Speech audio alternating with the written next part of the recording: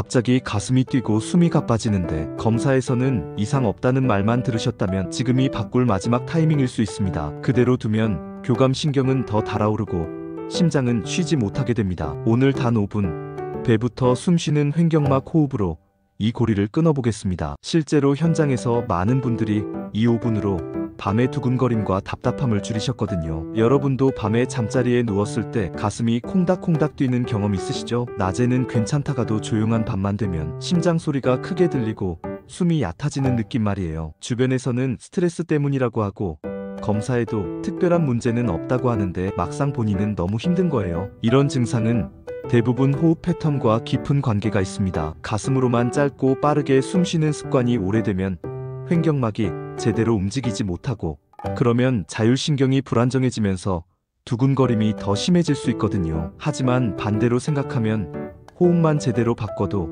이 증상을 충분히 관리할 수 있다는 뜻이기도 합니다. 오늘 이 시간에는 배부터 움직이는 횡격막, 호흡의 정확한 방법과 일상에서 바로 실천할 수 있는 구체적인 루틴을 모두 알려드릴 겁니다. 저는 뒤쪽에서 제 경력과 연구 배경을 간단히 소개할 테니 지금은 설명보다 실습이 먼저라고 생각하시면 됩니다. 여러분도 지금 한번 시도해보세요. 한 손은 가슴에, 한 손은 배에 올려놓고 천천히 숨을 들이마셔 보세요. 어느 쪽 손이 먼저 움직이나요? 대부분은 가슴 쪽 손이 먼저 올라갈 겁니다. 하지만 오늘 이후에는 배 쪽 손이 먼저 부드럽게 올라오는 느낌을 경험하실 수 있을 거예요. 요즘 이런 증상 겪고 계신 분 계신가요? 며칠 전 큰 누나가 밤마다 가슴이 콩닥거려서 누워도 숨이 얕아진다고 하더라고요. 낮에 일할 때는 멀쩡한데 저녁만 되면 뭔가 불안하고 가슴이 조여오는 느낌이 든다는 거예요. 지인 이정호 66세 님도 비슷한 이야기를 하셨습니다. 낮에는 괜찮은데 밤에 침대에 누우면 자꾸 한숨만 나오고 심장이 빨리 뛰는 것 같다고 하셨어요. 저는 먼저 앉은 자세에서 배에 손을 얹고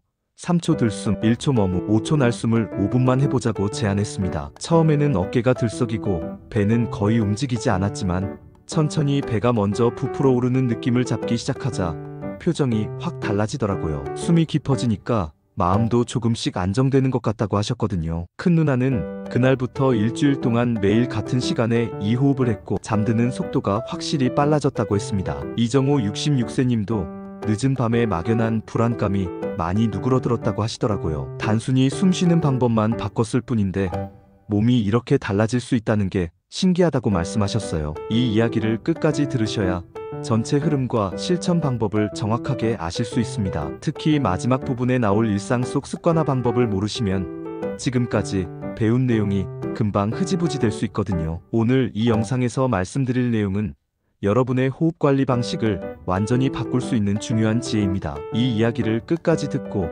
실천하셔야만 진정한 변화를 경험할 수 있어요. 혹시 아직 구독과 좋아요를 누르지 않으셨다면 지금 바로 눌러주세요. 이 채널은 여러분의 건강한 노년을 응원합니다. 이런 중요한 정보를 더 많은 분들이 알 수 있도록 구독과 좋아요로 응원해주시면 정말 감사하겠습니다. 끝까지 보시면 왜 지금 당장 여러분의 작은 습관을 바꿔야 하는지 분명하게 깨닫게 되실 겁니다. 여러분의 호흡 습관을 바꾸는 작은 실천만으로도 충분히 일어날 수 있는 일이에요. 그래서 이제는 두근거림을 가라앉히는 횡격막 호흡의 핵심 원리를 하나씩 짚어보겠습니다. 두근거림을 가라앉히는 횡격막 호흡 핵심 6가지. 자기소개는 여기서 드리겠습니다. 저는 30년간 자율신경과 호흡을 연구해온 박사 박시우입니다. 현장에서 쌓인 경험을 토대로 가장 효과적인 흐름만 정리해서 알려드리겠습니다. 가장 먼저 알아야 할 건 호흡의 시작점입니다. 많은 분들이 숨을 들이마실 때 가슴부터 움직이는데 사실 배가 먼저 부풀어야 횡격막이 제대로 내려갑니다. 배가 먼저 움직이고 그 다음 갈비뼈 아래쪽이 옆으로 살짝 열리는 느낌이 들어야 횡격막이 충분히 내려가서 폐 아래쪽까지 공기가 차는 거예요. 국내 대학 호흡 연구팀과 해외 심리생리 연구기관의 보고를 보면 복식호흡이 부교감 신경 활성화에 도움이 된다고 정리되어 있습니다. 부교감 신경이 활성화되면 심장 박동이 안정되고 몸이 이완 모드로 들어가거든요. 박영수 68세님은 배를 먼저 의식하는 것만으로도 분당 심장 박동수가 서서히 안정되는 걸 느끼셨다고 하더라고요. 실천 방법은 이렇습니다. 한 손은 가슴에, 한 손은 배에 올려놓으세요. 그리고 숨을 들이마실 때 배에 올린 손이 먼저 올라오는지 1분 정도 체크해보는 겁니다. 처음에는 잘 안 느껴질 수 있어요. 그럴 때는 억지로 배를 밀어내려고 하지 마시고 그냥 자연스럽게 배로 공기가 들어온다고 상상하면서 천천히 해보세요. 1분 체크가 끝나면 본격적으로 4분 동안 호흡을 이어가시면 됩니다. 여기서 주의할 점은 어깨가 들썩인다고 해서 억지로 막으려고 하지 말라는 겁니다. 어깨 움직임을 억지로 막으면 오히려 긴장만 더 생기거든요. 배의 미세한 움직임을 먼저 키우는데 집중하시면 자연스럽게 어깨의 들썩임은 줄어들게 되어 있습니다. 지금 한번 체크해보세요. 숨 들이쉴 때 배에 올린 손과 가슴에 올린 손 중에서 어느 쪽이 먼저 움직이나요? 아마 대부분은 가슴 쪽일 겁니다. 그게 정상이에요. 지금부터 천천히 바꿔나가면 됩니다. 다음으로 중요한 건 호흡 리듬입니다. 3초 들숨, 1초 머무, 5초 날숨. 이 리듬이 자율신경 안정의 핵심이에요. 특히 날숨을 들숨보다 길게 내쉬는 비율이 중요합니다. 호흡 훈련 연구를 보면 날숨을 들숨보다 길게 두었을 때 심장 리듬 변동성이 개선될 수 있다는 결과들이 많이 소개되고 있어요. 심장 리듬 변동성이 좋아진다는 건 심장이 상황에 맞게 유연하게 반응할 수 있다는 뜻이거든요. 오지윤 72세님은 이 비율만 제대로 지켜도 밤중에 깨는 횟수가 확실히 줄었다고 하셨습니다. 처음에는 5초 날숨이 너무 길게 느껴졌는데 일주일 정도 하니까 자연스러워졌다고 하더라고요. 구체적인 방법은 이렇습니다. 코로 3초 동안 천천히 들이마시고 1초 멈췄다가 코나 입으로 5초 동안 천천히 내쉬는 겁니다. 이걸 5분 동안 반복하면 대략 6사이클 정도 됩니다. 처음에는 숫자 세기가 어렵게 느껴질 수 있어요. 그럴 때는 마음속으로 천천히 하나 둘 셋 하고 세면서 해보세요. 혹시 어지러움이 느껴지면 즉시 속도를 낮추고 2초 들숨, 1초 머무, 4초 날숨으로 조정하셔야 합니다. 너무 무리하면 오히려 과호흡이 될 수 있으니까요. 여러분께 편한 날숨 경로는 코인가요? 아니면 입인가요? 개인차가 있으니까 편한 방법을 선택하시면 됩니다. 다만 코로 내쉬는 게 좀 더 천천히 내쉴 수 있어서 안정감이 크다고 느끼시는 분들이 많습니다. 세 번째로 중요한 건 자세입니다. 자세가 잘못되면 아무리 호흡을 열심히 해도 효과가 반감됩니다. 허리가 곱고 발바닥이 바닥을 온전히 누르고 있어야 횡격막이 제 길을 찾을 수 있어요. 국내 물리운동 연구 자료를 보면 중립 자세가 복압 조절에 유리하다고 설명되어 있습니다. 복압이 잘 조절되면 횡격막 움직임이 훨씬 수월해지거든요. 김미라 64세님은 의자 앞쪽 3분의 1 지점에 앉는 습관만 바꿨는데도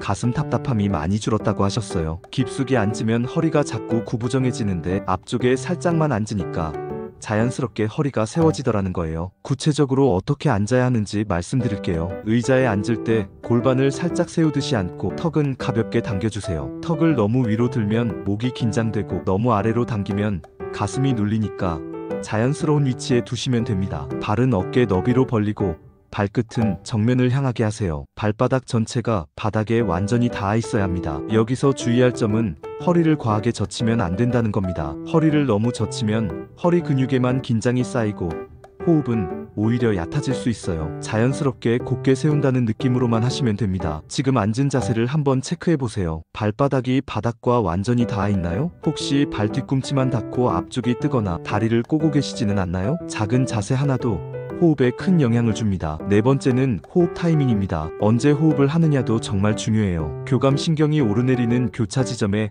호흡을 배치하면 유지력이 훨씬 커집니다. 하루 주기 리듬과 호흡 훈련의 수능도를 다룬 해외 생활 의학 리뷰를 보면 같은 시간에 반복하는 게 수능도를 높인다고 제시되어 있어요. 정태수 70세님은 기상 직후 5분, 취침 전 5분으로 정해서 일주일 만에 두근거림 빈도가 확실히 낮아졌다고 하셨습니다. 아침에 일어나자마자 하니까 하루 시작이 훨씬 안정적이고 자기 전에 하니까 잠드는 게 훨씬 편해졌다는 거예요. 실천 방법은 간단합니다. 휴대폰 알람에 호흡 이모지나 메모를 설정해두고 알람이 울리면 제일 먼저 5분 호흡을 실행하는 겁니다. 처음에는 깜빡할 수 있으니까 알람 설정이 정말 중요해요. 주의할 점은 식사 직후에는 피하는 게 좋다는 겁니다. 식사 직후에는 소화에 집중해야 하니까 최소 30분 정도 지난 뒤에 하시는 게 좋습니다. 여러분의 아침 저녁 루틴에서 어디에 5분을 꽂을 수 있을까요? 세수하기 전인가요? 아니면 차 한 잔 마시기 전인가요? 각자 편한 시간을 정해보세요. 다섯 번째는 안전 가이드입니다. 호흡 훈련은 안전하게 시작하는 게 제일 중요해요. 처음에는 욕심내지 말고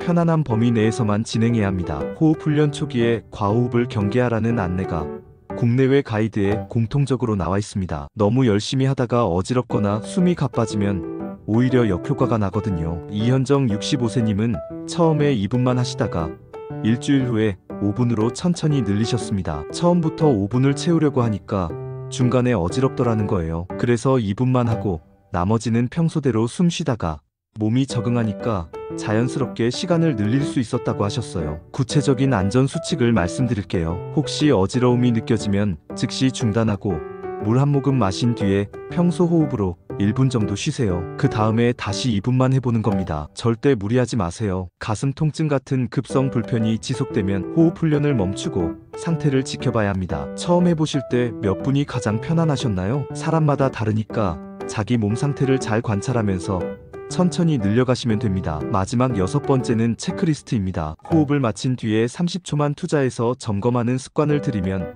다음날 성공률이 확실히 올라갑니다. 습관 형성 연구를 보면 자기 점검이 수능도를 높인다는 보고가 정말 많아요. 스스로 확인하는 과정이 동기부여가 되거든요. 문선우 69세님은 체크리스트 덕분에 4주 연속 실천을 유지하셨습니다. 처음에는 귀찮을 것 같았는데 막상 해보니까 동그라미 하나씩 늘어가는 게 재미있더라는 거예요. 실천 방법은 간단합니다. 오늘 배가 먼저 움직였는가, 날숨이 들숨보다 더 길었는가, 어깨가 가벼워졌는가, 이 3가지의 동그라미를 쳐보는 겁니다. 종이에 써도 되고 휴대폰 메모에 적어도 됩니다. 주의할 점은 완벽주의에 빠지지 말라는 겁니다. 3개 다 동그라미가 안 쳐져도 괜찮아요. 동그라미 하나만 있어도 충분합니다. 중요한 건 꾸준히 하는 거니까요. 오늘 체크리스트에서 동그라미 몇 개 받으셨나요? 하나만 있어도 잘하고 계신 겁니다. 이제 이 핵심 원리를 일상 속에서 어떻게 습관으로 만들 수 있는지 확장해서 알려드리겠습니다. 일상에서 호흡을 습관으로 만드는 방법 7가지. 호흡의 핵심 원리를 배웠으니 이제는 일상 속에서 자연스럽게 습관으로 만드는 방법을 알아야 합니다. 아무리 좋은 방법도 실천하지 않으면 소용없으니까요. 먼저 기상 3분 리셋부터 시작해보겠습니다. 잠에서 깬 직후에는 호흡이 가장 훈련받기 좋은 상태입니다. 뇌가 아직 완전히 깨어나지 않아서 잡념도 적고 몸도 이완되어 있거든요. 이때 호흡을 하면